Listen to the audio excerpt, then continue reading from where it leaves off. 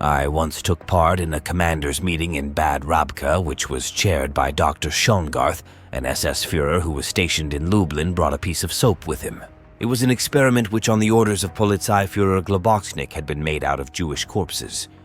There were obviously attempts being made to use the Jewish corpses to make soap.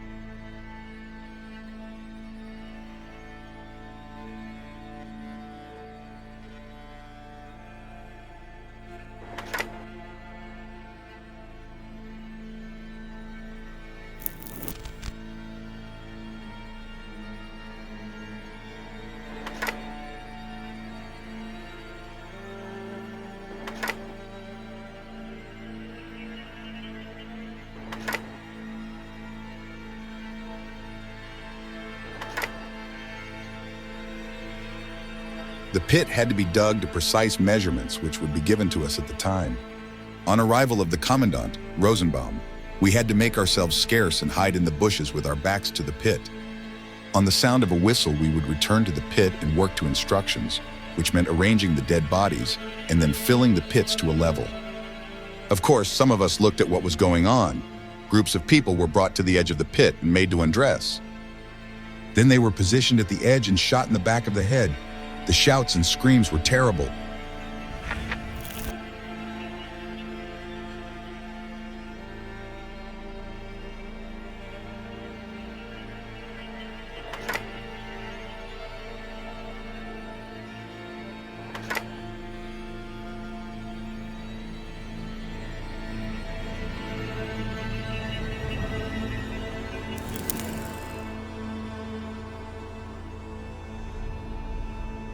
I remember being at home with my mother and grandmother in our house, which was not far from the SS school. There was a knock on the door. My grandmother went to a prepared hiding place at the back of the house. When my mother opened the door, there was an SS man and a Polish policeman standing there with a list. They asked for Ernestine Kranz. My mother told them that she wasn't at home, to which the SS man said that my mother should come instead. My grandmother must have heard the conversation as she suddenly appeared and identified herself. She was taken away to the SS school. On the next day, I took some sandwiches to the school, hoping to give them to grandmother. I approached the school from the rear, and when I reached the clearing by the woods, I saw that a grave was being prepared. I was watching from behind a bush when suddenly a Ukrainian guard saw me and told me to clear off as fast as possible. That same evening, my grandmother was among a number of Jews who were shot into the grave. My sister Sarah, who worked for Rosenbaum, told me later that Rosenbaum had come to her and regretted that her grandmother had to be shot, but assured her that he hadn't allowed her to suffer.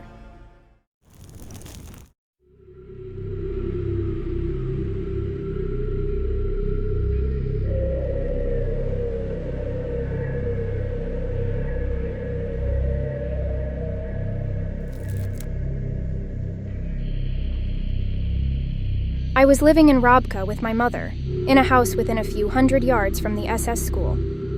My eldest sister, Lucia, who was 20 years, worked for Rosenbaum in his villa. Our family knew exactly what was going on in the school, that Jews were being systematically killed by shooting. We all lived in fear of the happenings in Rabka. Our home was so close that we could hear the gunfire. And when the wind was in the right direction, we could hear the screams and distress of the prisoners.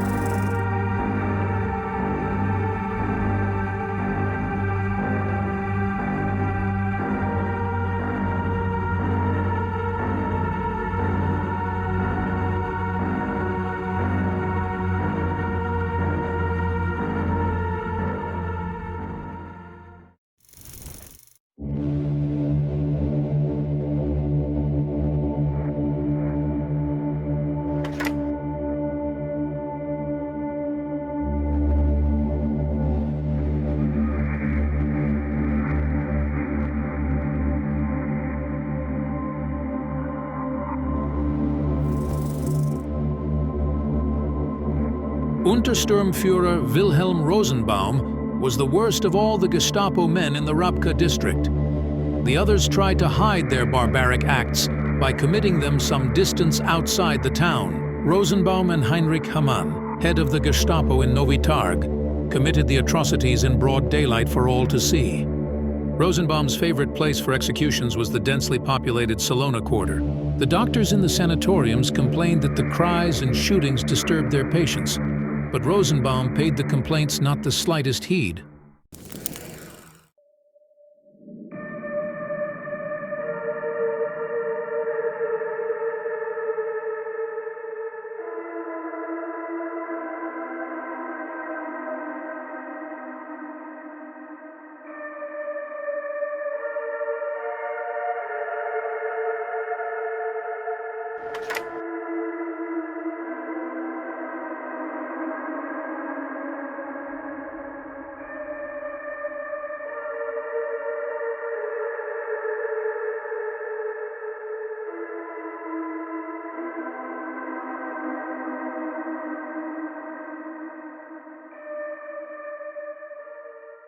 Wstał z łóżka lewą nogą i potknąłem się o próg. Potem kot przeleciał drogę, potem ktoś mi lustro spłukł. I to wszystko było w piątek 13, jak na złość, jak na jeden dzień, na jeden dzień.